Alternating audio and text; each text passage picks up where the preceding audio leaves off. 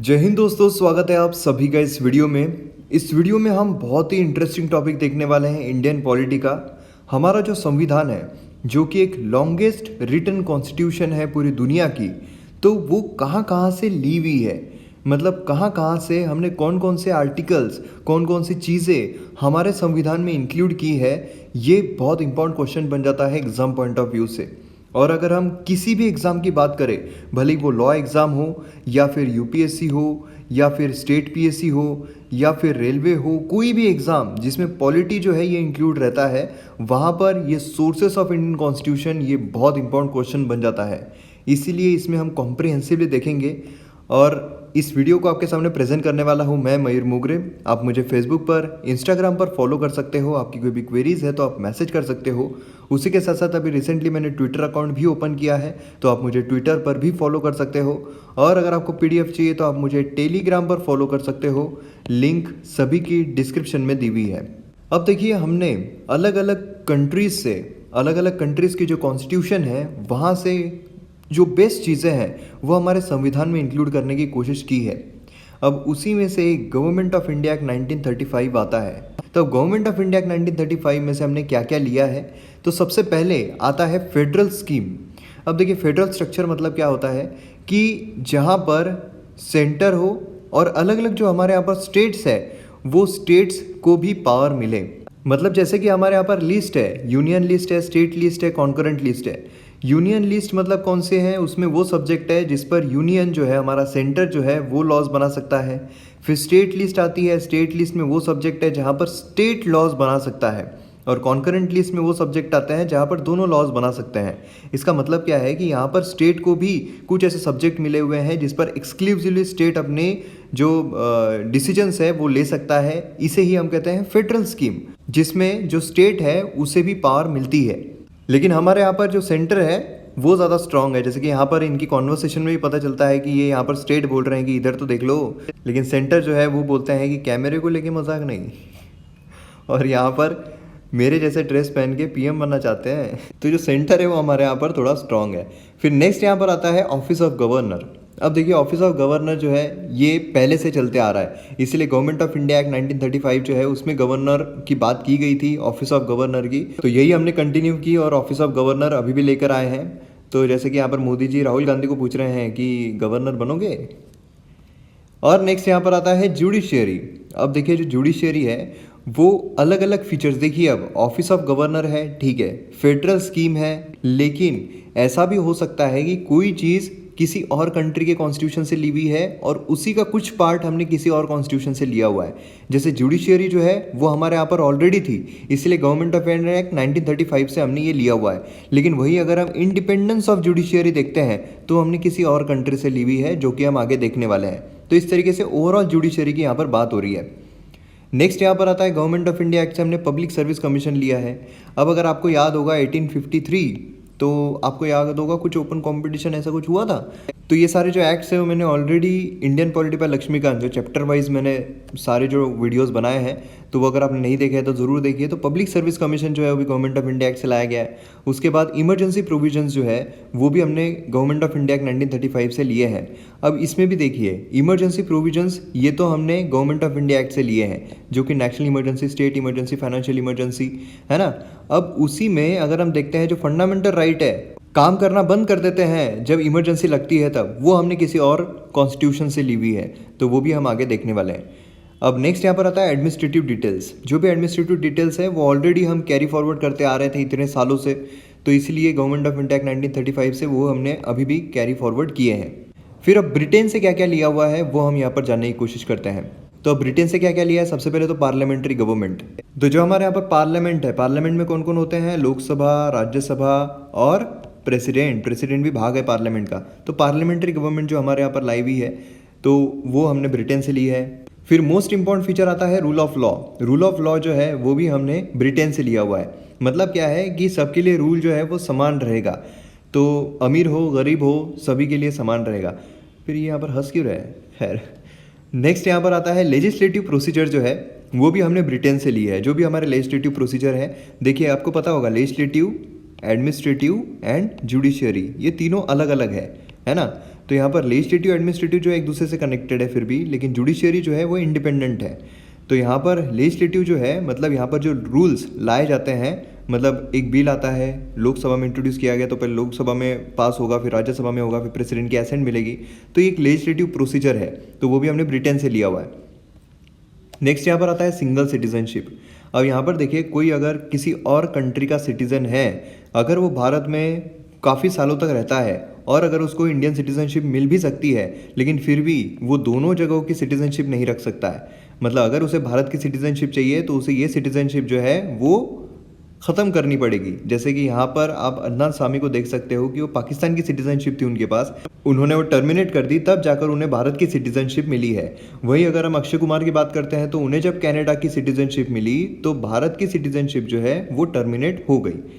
फिर और यहाँ पर आता है कैबिनेट सिस्टम। अब आप सभी को पता होगा कैबिनेट होती है हमारे यहाँ पर, मतलब ठीक है, आपकी कोई गवर्नमेंट अगर चुनकर आती है तो वो गवर्नमेंट होती है, काउंसिल ऑफ मिनिस्टर्स होते हैं, लेकिन उसी के साथ साथ कैबिनेट भी होती है जो कि एकदम खास होती है, खास लोगों से बनी हुई होती है और डिसीजन मेकर्स होते हैं वो। तो कैबिनेट सिस्टम भी हमने कहाँ से ली है, तो ब्रिटेन से ली है। फिर नेक्स्ट आता है प्रेरोगेटिव रिट्स। अब आप सभी को रिट्स पता होंगे, है ना, हमारे यहाँ पर हिबियस कॉर्पस मैंडेमस प्रोहिबिशन, ये जो 5 रिट्स हैं हमारे यहाँ पर, मतलब आर्टिकल 32 के हिसाब से जो सुप्रीम कोर्ट रिट्स इशू करते हैं और आर्टिकल 226 के हिसाब से जो हाई कोर्ट्स रिट्स इशू करते हैं, तो वो भी हमने कहाँ से लिए हैं, ब्रिटेन से लिए हैं। ये सब कुछ जो डिटेल है वो मैंने already Indian polity by Laxmikanth वो सीरीज़ जो है उसमें कवर किया हुआ है। फिर नेक्स्ट आता है पार्लियामेंट्री प्रिविलेजेस। अब पार्लियामेंट्री प्रिविलेजेस मतलब क्या है कि अलग अलग प्रिविलेजेस मिलते हैं कि अगर आपने कोई क्राइम किया हुआ है लेकिन अगर आप पार्लियामेंट के अंदर हो तो आपको कोई अरेस्ट नहीं कर सकता है। तो ये सारे जो प्रिविलेजेस है उसके बारे में मैंने डिस्कस किया हुआ है ऑलरेडी। तो ये पार्लियामेंट्री प्रिविलेजेस हमने ब्रिटेन से लिए हुए हैं। फिर नेक्स्ट आता है बायकैमरलिज्म। मतलब क्या है, अपर हाउस मतलब राज्यसभा और लोअर हाउस मतलब लोकसभा। तो इस तरीके से ये जो 2 हाउसेस है उसे हम बायकैमरलिज्म कहते हैं, ये भी हमने ब्रिटेन से लिया हुआ है। अब ये हो गया ब्रिटेन का। अब यूएसए से हमने क्या क्या लिया हुआ है, तो यूएसए से सबसे पहला आता है इम्पीचमेंट ऑफ प्रेसिडेंट। तो जैसे कि इम्पीचमेंट ऑफ प्रेसिडेंट, इम्पीच कैसे किए जाते हैं, 2/3 ऑफ टोटल स्ट्रेन जो होती है उससे रिमूव किया जाता है, इम्पीच किया जाता है हमारा राष्ट्रपति। और दूसरा यहाँ पर आता है functions of president and vice president, जो भी फंक्शंस होते हैं, तो मतलब नो एक्सपेक्टेशंस नो डिमांड्स। तो नेक्स्ट यहाँ पर आता है removal of SC and SC जजेस, मतलब जो सुप्रीम कोर्ट और हाई कोर्ट के जजेस हैं उनका रिमूवल किस तरीके से होगा, तो ये भी कहाँ आता है, यूएसए से लिया है। नेक्स्ट यहाँ पर आता है फंडामेंटल राइट्स। हमारे जो भी फंडामेंटल राइट्स है वो भी हमने यूएसए से लिए हुए हैं। फिर नेक्स्ट यहाँ पर आता है जुडिशियल रिव्यू। मतलब अगर सरकार कोई भी चीज़ करती है उस पर जुडिशरी जो है वो रिव्यू ला सकती है कि ये कॉन्स्टिट्यूशनली वैलिड है या नहीं है। अगर नहीं है तो उसे खारिज कर दिया जाता है, उसे जुडिशियल रिव्यू कहते हैं, वो भी यूएसए से हमने लिया है। फिर नेक्स्ट आता है इंडिपेंडेंस ऑफ जुडिशरी। जैसा कि मैंने आपको कहा था कि जुडिशरी जो है वो 1935 एक्ट से लिया हुआ है, लेकिन इंडिपेंडेंस ऑफ जुडिशरी जो है वो हमने यूएसए से लिया हुआ है। हमारे यहाँ पर जो जुडिशरी है वो इंटीग्रेटेड भी है और इंडिपेंडेंट भी है। इस पर 2017 में यूपीएससी में क्वेश्चन पूछा गया था। तो इंटीग्रेटेड किस तरीके से है, तो सबसे नीचे आते हैं सबऑर्डिनेट कोर्ट्स, फिर कौन से आते हैं, फिर आते हैं हाई कोर्ट, फिर आते हैं सुप्रीम कोर्ट। तो यहाँ पर अगर सबऑर्डिनेट कोर्ट में अगर आप केस हारते हो तो आप हाई कोर्ट में जा सकते हो, हाई कोर्ट में हारते हो तो आप सुप्रीम कोर्ट में जा सकते हो, है ना। लेकिन इंडिपेंडेंट किस तरीके से है, तो जैसे मैंने आपको बताया था लेजिस्लेटिव पावर, फिर एग्जीक्यूटिव पावर, फिर जुडिशरी। तो यहाँ पर जुडिशरी जो है वो इंडिपेंडेंट है, मतलब इनसे कोई कनेक्शन नहीं है। तो ये हो गया इंडिपेंडेंस और इंटीग्रेटेड, तो ये आपको ध्यान में रखना है। तो इंडिपेंडेंस ऑफ जुडिशरी कहाँ से लिया है हमने, यूएसए से लिया है। फिर नेक्स्ट यहाँ पर हम प्रीएम्बल ऑफ द कॉन्स्टिट्यूशन। अब जब हमने प्रीएम्बल चैप्टर देखा था इंडियन पॉलिटी बाय लक्ष्मीकांत का, तो उसमें हमने देखा कि प्रीएम्बल हमने यूएसए से लिया हुआ है। फिर अगर हम आयरलैंड की बात करते हैं तो वहाँ से हमने डीपीएसपी लिया हुआ है। काफ़ी बार इस पर क्वेश्चन पूछा गया है कि डीपीएसपी कहाँ से लिया हुआ है, तो आयरलैंड से लिया हुआ है। और जो राज्यसभा में मेंबर नॉमिनेट होते हैं वो आयरलैंड से लिया हुआ है। तो आप बता सकते हैं कमेंट सेक्शन में कि राज्यसभा में कितने लोग नॉमिनेट किए जाते हैं प्रेसिडेंट के द्वारा और कौन कौन सी बेसिस पर नॉमिनेट किए जाते हैं, मतलब कौन कौन से क्राइटेरियाज है। नेक्स्ट यहाँ पर आता है methods of election of president. Election जो होते हैं हमारे राष्ट्रपति के, ये भी मैंने जो प्रेसिडेंट चैप्टर है उसमें इलेक्शन प्रोसेस बहुत ही अच्छी तरीके से समझाई है। अगर आपने नहीं देखा है तो ज़रूर देखिए किस तरीके से हमारे राष्ट्रपति इलेक्ट किए जाते हैं। नेक्स्ट आता है कनाडा की तरफ से हमने क्या क्या लिया है। कनाडा से हमने फेडरेशन विद स्ट्रॉन्ग सेंटर लिया हुआ है। नेक्स्ट यहाँ पर आता है जो रेसिड्यूरी पावर है वो भी सेंटर के पास रहना चाहिए, मतलब जैसे यूनियन लिस्ट है, स्टेट लिस्ट है, कॉन्करेंट लिस्ट है, जो मैंने आपको बताया था। अब इन तीनों में अगर कोई सब्जेक्ट नहीं आता है तो रेसिड्यूरी सब्जेक्ट कहलाता है। अब रेसिड्यूरी सब्जेक्ट पर लॉ बनाने की जो पावर है वो किसके पास है, तो सेंटर के पास है। वो किसके तरफ से लिया हमने, कनाडा की तरफ से। नेक्स्ट यहाँ पर आता है गवर्नर, जो है वो भी सेंटर की तरफ से अपॉइंट किया जाता है। मतलब कनाडा से हमने लिया है कि सेंटर को किस तरीके से हम स्ट्रांग बना सकते हैं। फिर नेक्स्ट आता है एडवाइजरी नेचर ऑफ जुडिशरी। जो जुडिशरी है उसका एडवाइजरी नेचर, मतलब एडवाइस कर सकती है कि ऐसा करो ऐसा मत करो, है ना। ये हमने कनाडा से लिया है। नेक्स्ट आते हैं ऑस्ट्रेलिया से हमने क्या क्या लिया है। सबसे पहले कॉन्करेंट लिस्ट ली है, मतलब पहले सेंट्रल स्टेट लिस्ट। अब यहाँ पर कॉन्करेंट लिस्ट जो है वो हमने ऑस्ट्रेलिया से ली हुई है। फिर उसके बाद जो ट्रेड, फ्रीडम ऑफ ट्रेड है, तो उसमें फ्रीडम रहना चाहिए, वो भी हमने ऑस्ट्रेलिया से लिया हुआ है। फिर उसके बाद कॉमर्स एंड इंटरकोर्स, मतलब ट्रेड से रिलेटेड जो चीज़ें हैं वो हमने ऑस्ट्रेलिया से ली हुई है। लास्ट आता है जॉइंट सिटिंग, मतलब देखिए कि अगर कोई बिल लोकसभा में इंट्रोड्यूस किया जाता है, लोकसभा से वो पास हो जाता है, फिर राज्यसभा में जाता है लेकिन राज्यसभा में वो पास नहीं हो पा रहा है, तो मतलब डेडलॉक सिचुएशन क्रिएट हो गई है।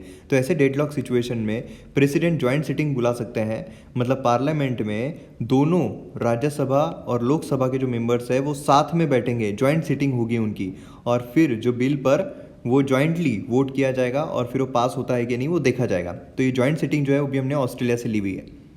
नेक्स्ट आते हैं यूएसएसआर से हमने क्या लिया है, मतलब अभी हम रशिया बोल सकते हैं। तो यूएसएसआर से हमने क्या क्या लिया हुआ है, तो फंडामेंटल ड्यूटीज़ ली हुई है। अब देखिए यूएसएसआर मतलब सोशलिस्ट कंट्री हम बोल सकते हैं। सोशलिस्ट कंट्री मतलब क्या है कि जो लोग हैं उनकी जो ड्यूटीज़ है वो यहाँ पर बताई जाएगी, तो इसलिए फंडामेंटल ड्यूटीज़ हमने यूएसएसआर से ली है। उसके बाद idols of justice in preamble, तो सोशल, इकोनॉमिकल और पॉलिटिकल, तो ये तीनों इसमें जो जस्टिस है वो मिलना चाहिए।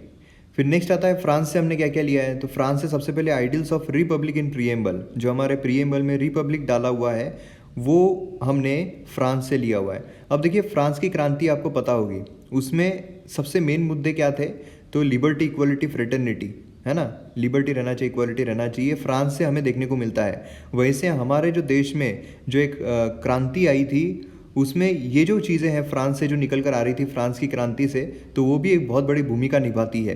तो इसीलिए यहाँ पर फ्रांस से हमने यही सारी चीज़ें हमारे प्रीएम्बल में इंक्लूड किया है, जैसे रिपब्लिक हो गया, फिर लिबर्टी हो गया, उसके बाद इक्वालिटी हो गया, उसके बाद फ्रेटर्निटी हो गया। फ्रेटर्निटी मतलब क्या होता है, ब्रदरहुड, इक्वालिटी मतलब समानता, लिबर्टी मतलब क्या है, फ्रीडम।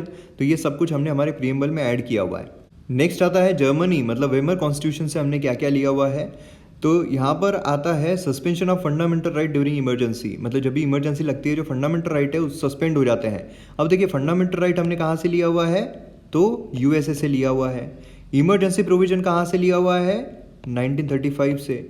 लेकिन जब इमरजेंसी लगती है तो फंडामेंटल राइट जो है वो सस्पेंड हो जाते हैं। ये कहाँ से हैं, तो ये जर्मनी से हैं। तो देखिए इस तरह कन्फ्यूजन हो सकता है, तो इसलिए क्लियर कट हमें आइडिया रहनी चाहिए।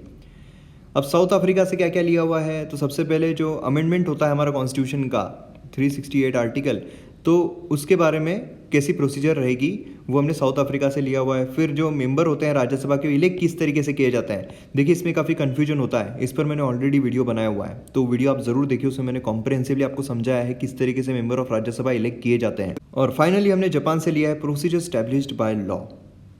अब देखिए हमें अगर रफली याद रखना है तो यूएसए जो है, यूएसए वहाँ पर जो प्रेसिडेंट है वो बहुत फेमस होते हैं, इसीलिए प्रेसिडेंट से रिलेटेड जो भी चीज़ें हमने यूएसए से ली हुई है। ब्रिटेन जो है वहाँ पर हमें पार्लियामेंट्री फॉर्म ऑफ गवर्नमेंट देखने को मिलती है, इसीलिए उससे रिलेटेड जो भी चीज़ें रहेगी जैसे पार्लियामेंट से रिलेटेड, बाइकैमरलिज्म, ये सारी चीज़ें हमने ब्रिटेन से ली हुई है। वही अगर हम जर्मनी देखते हैं तो जर्मनी का जो हिटलर है वो जो लोग हैं उनका कुछ राइट देखता नहीं था, इसीलिए जर्मनी से हमने जो सस्पेंशन है फंडामेंटल राइट का वो लिया। देखिए सिर्फ याद रखने के लिए बता रहा हूँ, लिटरल मीनिंग मत लीजिएगा कि हिटलर ऐसा तो नहीं था, ये मैं एकदम याद रखने के लिए बता रहा हूँ सिर्फ, कैसे आप याद रख सकते हो। उसके बाद अगर हम यूएसएसआर देखते हैं तो वो सोशलिस्ट था, इसलिए फंडामेंटल ड्यूटीज़ मतलब जो भी लोग करना चाहिए वो हम यूएसएसआर से लेते हैं।